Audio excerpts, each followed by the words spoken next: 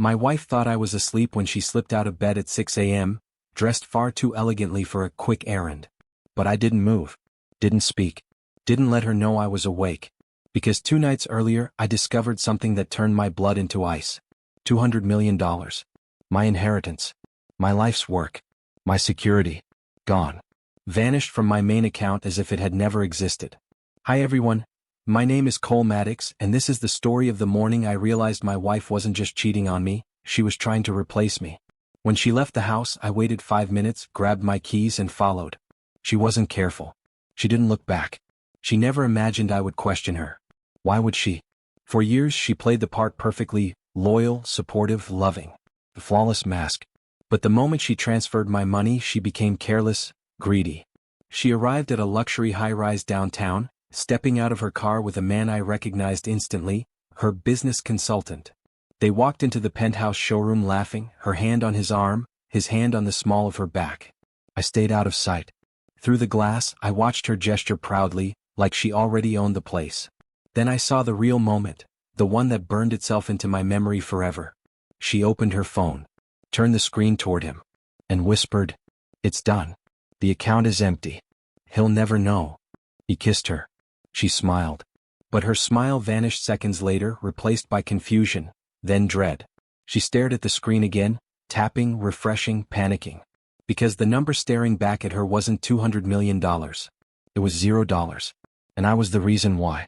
She froze in the middle of the Penthouse showroom, the sales agent mid-sentence, the lover grinning beside her, completely unaware that her entire plan had just detonated in her hands. Her face drained of color. She tapped the screen again. Refreshed. Again. And again. Still $0. Her lover leaned in. "What's wrong?" She swallowed hard. It's not showing. The transfer, it should be there." His smile thinned. "Show me." Reluctantly, she tilted her phone toward him. His expression changed instantly, from excitement to suspicion, then to anger. "What do you mean it's empty?" he hissed. "You said you moved everything. All of it." "I did," she snapped, her voice breaking. "It was there last night." "Last night. That was when I made my move." I stood outside behind a tinted window, invisible, listening to the cracks forming in their perfect little fantasy. My heartbeat didn't rise, didn't fall. I felt nothing. Because this wasn't revenge. This was justice. She whispered frantically, "It must be a glitch." "A glitch?" he said, stepping closer, jaw tight. "You promised me that money. We signed papers. I left my job for this. You said we'd be in the Caymans by Friday." The sales agent politely excused herself. They didn't notice. My wife's hands shook as she opened her banking app again. The login failed. She tried again, and this time a new message flashed across the screen. "Account access revoked. Reported unauthorized activity. Lockdown initiated." Her breath hitched so sharply I felt it from outside. Her lover turned red with rage. "You told me your husband was clueless. You told me he trusted you." And then she whispered the first true sentence she'd spoken in years. He knows." I stepped back from the glass. Because the real show hadn't even started yet. Her lover's voice dropped to a dangerous whisper. "What do you mean he knows?" She backed away from him, clutching her phone like it could somehow reverse the disaster unfolding in her hands. I don't know how, but the account is locked. Someone reported it. Someone froze everything." He stepped closer, eyes narrowing. "You said he never checks his balances." "He doesn't," she insisted. "He hasn't in years. He trusts me with all of it." A bitter irony. Because that trust was the very thing I used to dismantle her entire plan. She paced the showroom, her heels echoing like gunshots across the marble floor. "We have to leave. Now. Before anything else happens." "We," her lover snapped. "There is no we without that money." She flinched. The Penthouse agent reappeared with forced politeness. "Would you like to continue the tour?" My wife forced a tight smile, grabbed her bag and practically ran toward the exit, dragging the man behind her. They stepped into the hallway, right in front of me. I didn't move. I just watched. Her lover noticed me first. His step faltered. "Is that?" My wife followed his gaze. The moment her eyes met mine, her entire body jolted like she'd been electrocuted. "See, Cole," she whispered. You're supposed to be at the airport." I stared at the woman who had planned to rebuild her future on the ashes of mine. I said nothing. Because silence can be more terrifying than any threat. She stepped forward, trembling. Cole, I can explain. No, I finally said, my voice low and even. You can't. She reached for me, but her lover grabbed her arm, whispering harshly, is he going to the police? Tell me he's not going to the police. She tried to answer, but her voice was gone. And that was the moment she realized the truth. She hadn't stolen $200 million from me. She had handed me the proof of a federal crime against herself. And the walls she'd built around her perfect little scheme? They were about to collapse. Starting now. My wife stood frozen in the hallway, mascara smudged, breath trembling, her lover gripping her arm like she was a sinking ship and he needed something, anything, to stay afloat. Cole, please, she whispered. Let's just talk. But she wasn't asking for conversation. She was asking for time. Time to lie. Time to spin. Time to rebuild whatever story she had prepared for the moment I inevitably found out. But she hadn't prepared for this moment. Come. Silent. Standing directly in her escape route. Her lover stepped between us. A mistake. What did you do? He demanded, his voice sharp. Did you sabotage the transfer? Are you trying to ruin us? Interesting word to use in front of someone's husband. I raised an eyebrow. Ruined? I didn't move the money. They both looked confused for a second. Then terrified. I continued, I just reported the unauthorized transaction. The rest, the bank handled on their own. Her lover snapped, unauthorized. She had access. No, I cut in. She had trust. Not permission. My wife swallowed hard. Her voice cracked. Cole, you don't understand. I only moved the money temporarily. I was going to put it back. Stop, I said flatly. She did. I traced the IP address, I added. You didn't move it to a holding account. You moved it offshore. Under a fake name. Her lover stiffened. That detail wasn't supposed to be spoken aloud. I took a step closer. I'm curious, I said quietly. Would you have even told him? Or were you planning to run with the money alone? The way she flinched. The way he turned to look at her. That told me everything. His grip loosened. You said, you promised the account was yours after the transfer. You told me you'd already filed to dissolve the marriage. She panicked. I was going to. I just needed. But her voice drowned under something louder. The sound of a door opening down the hall. 2 men in suits stepped out. My men. Private investigators I'd hired the moment I noticed missing funds. Her lover's face went white. My wife stumbled back. One of the men approached me.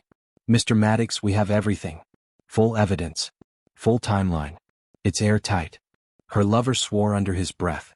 My wife whispered, Cole, what is this? I finally answered. Phase 1. Because she had planned phases for me. But she never considered mine. And I wasn't finished. Not even close. The hallway fell silent. My wife's lover stepped back slowly, hands raised as if he were facing a weapon instead of the consequences he helped design.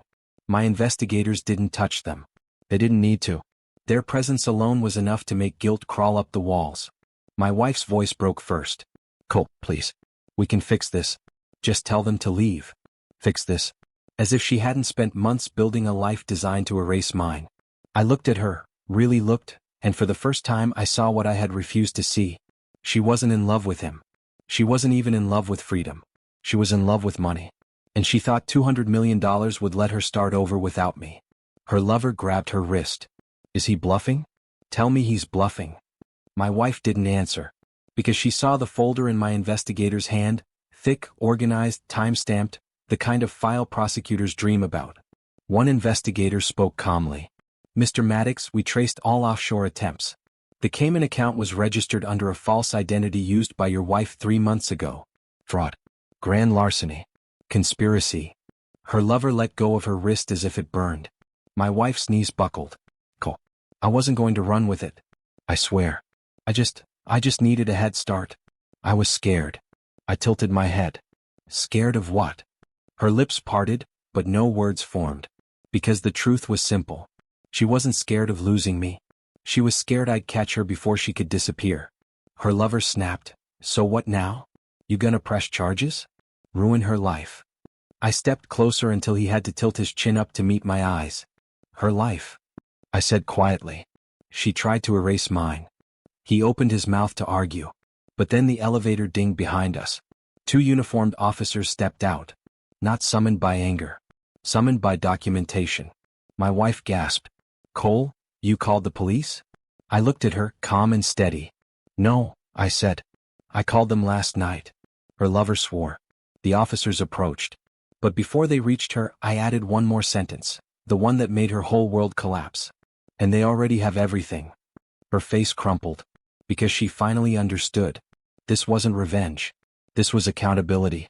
And the man she underestimated the most was the one holding the truth. The officers didn't speak at first.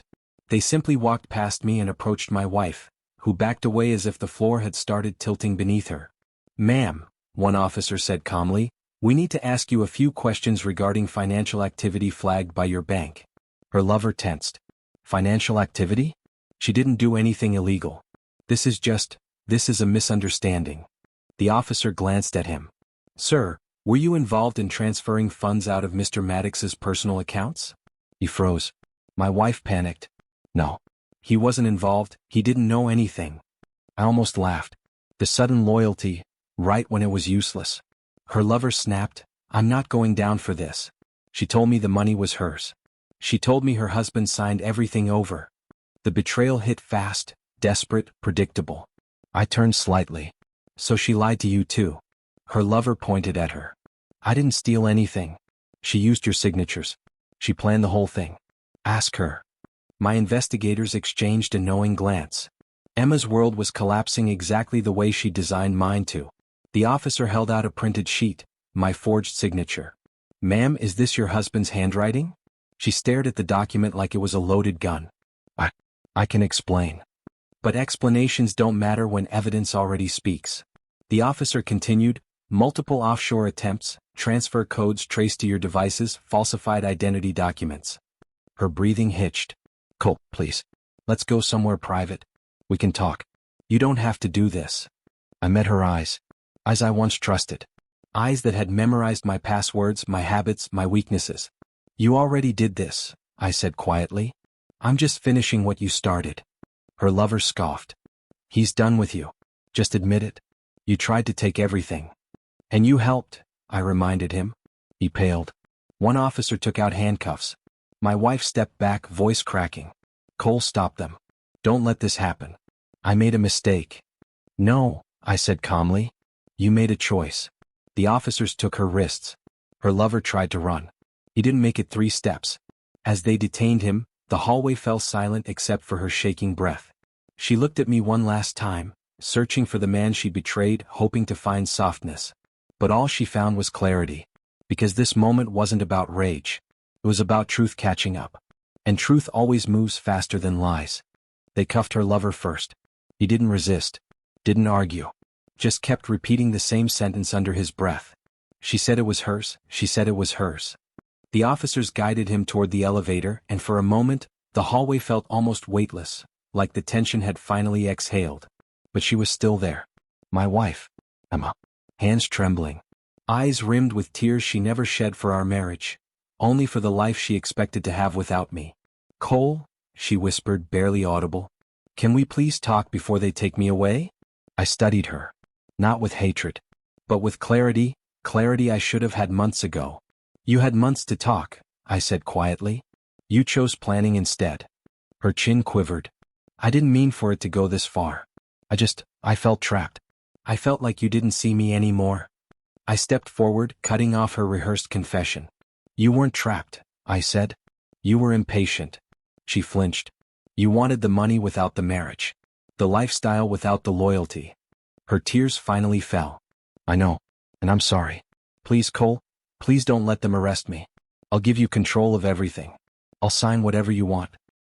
I'll disappear if you want. Just don't destroy my life. Destroy your life? I echoed softly. Emma, you tried to erase mine. An officer approached her. Ma'am, we need to proceed. She looked at me then, really looked, realizing for the first time that I wasn't angry. I was done. That terrified her more than rage ever could. As they guided her toward the elevator, she spoke one last time, voice cracking.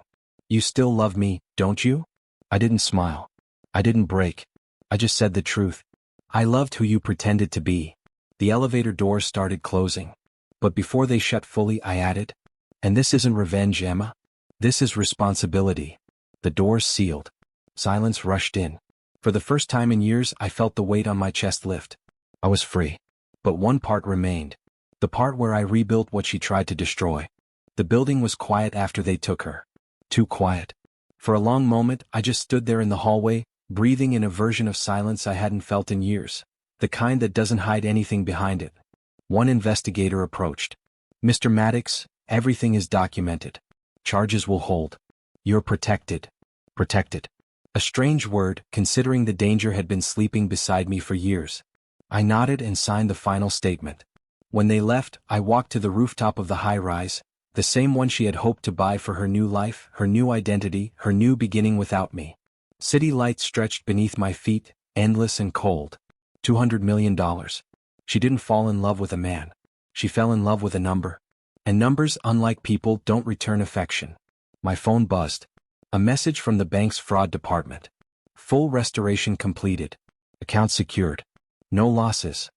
I closed my eyes for a moment. Not out of relief. Out of gratitude, that I caught the truth before it swallowed me. By morning, Emma and her lover were processed, charged, and awaiting arraignment. Bank fraud. Identity theft. Conspiracy. Grand larceny. Attempted offshore laundering. Her lawyer called me twice, begging for leniency. I didn't answer. Not out of spite. Out of self-respect. I returned home and began removing her things from the closet, quietly, methodically, placing each item into a box. Not with anger. With acceptance. She had already left our marriage long before today. I was just catching up to the reality she created. I set the final box by the door and exhaled. I didn't lose a wife. I lost an illusion. And I gained something far more valuable than money. Freedom. Peace. Clarity. Later, as I sat at my kitchen table sipping coffee, I realized the truth that closed the chapter for good. She thought she'd outsmarted me. But she never understood the difference between a man blinded by love and a man awakened by betrayal.